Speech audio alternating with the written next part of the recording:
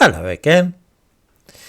Now, I realise it is pretty hopeless to keep battling against the flood of fake history which envelops the story of immigration to this country.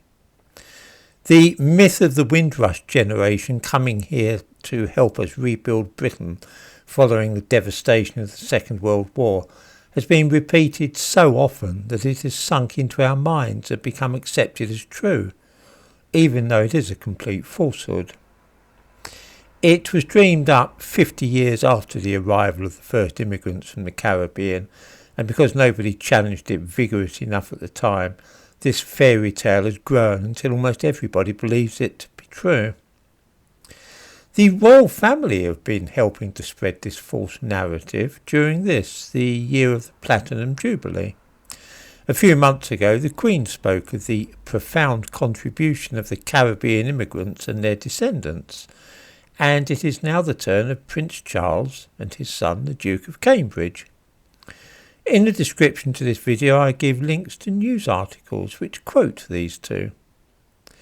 Prince Charles talked of the profound debt of gratitude which we owe to those who, and I quote, in 1948 sailed on the HMT Empire Windrush from Jamaica to the United Kingdom to help us rebuild our country from the ravages of war.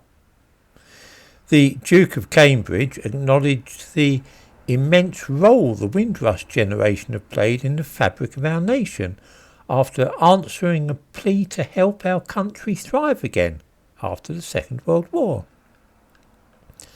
And right there you have it. Two senior members of the royal family publicly endorsing the fake history which has been invented to justify the mass immigration to this country which began after the Second World War. Who made this supposed plea to help this country thrive again? This is a specific claim that is being made, that people in this country issued a plea for people from the Caribbean to come to Britain to help rebuild it. This story is a complete fabrication. It was made up a few years ago by black people, and then when nobody challenged it, it was embellished and adopted by white liberals who thought that it sounded nice and warm and fuzzy. Of course, nobody dares to contradict any black person these days, so it is safe for them to carry on repeating this false narrative, and they can be sure that some useful left-wing idiots will also help it along. Because it has been said so often and appeared in print frequently, people just accept it, but it's nonetheless a lie for all that. I'm not going to go into the story of the Empire Windrush again. I've covered that more than once, but I will simply say that nobody asked the people on that ship to come to this country. The company running the ship advertised cheap fares to Britain in the Daily Gleaner, a Jamaican newspaper, and a load of unemployed people came to this country to see if they could do better here than they could in their own country. Nobody invited them, though. But wait, I hear you say, surely we asked them to come and work for London Transport and to come to Britain to be nurses here, didn't we? Yes, about London Transport. This was not about Caribbeans helping Britain at all, but it was quite the other way around.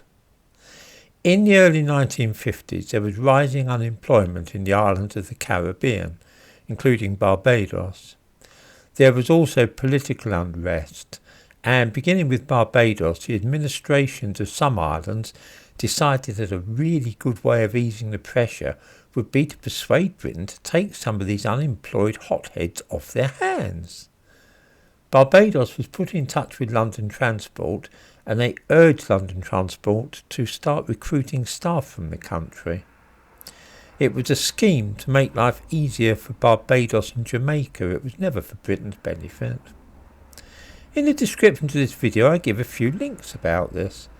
The Runnymede Trust says that, and I quote and I give a link, in 1948 the Empire Windrush brought 492 Caribbean people to Britain along with other travellers.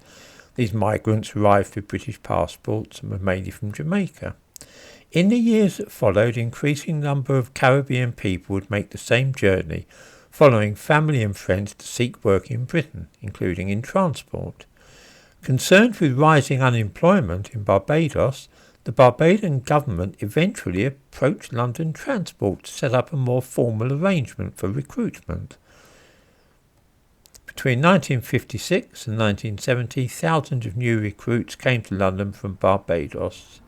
For a short period in 1966, applicants came from Jamaica and Trinidad as well. Now, tell me, does that sound to anybody like an appeal from Britain for helping rebuilding the country after the Second World War?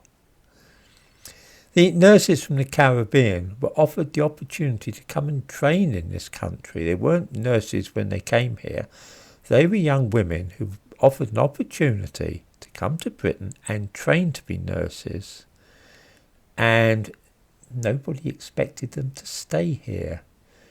The idea was that they would come to Britain, they would be trained and qualify as nurses, and they would work while they were studying here. So they would go away with a qualification, and British hospitals would have the use of their work while they were studying. When qualified, they would return to the Caribbean. That worked well, didn't it? As I say, it's hopeless trying to challenge this great lie now. It is simply too well established. I know that some people commenting here think that I'm a racist hate monger. Those who feel that way have the perfect opportunity now to prove me wrong and to show me up for an idiot. They can do this, if they like, by providing details of this supposed appeal made to people of the Caribbean to come to this country and help rebuild it. I await this with considerable interest.